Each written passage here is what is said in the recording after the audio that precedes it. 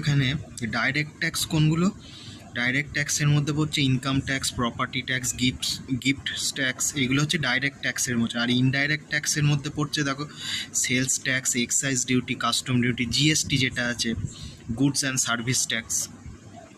আর এখানে কি বলেছে, tax imposed by the central government, মানে কেন্দ্রীয় সরকারের দ্বারা নির্ধারিত যে ট্যাক্স সেগুলো হচ্ছে income tax, corporate tax, property tax, succession tax, এটা wealth tax, gift tax, custom duty, tax on agricultural যে ওয়েলথ সেখানে ট্যাক্স, সেটা হচ্ছে এটা সেন্ট্রাল গভর্নমেন্ট ইম্পোজ করে। আর tax is imposed by the state government, সেটা হচ্ছে ল্যান্ড রেভিনিউ ট্যাক্স।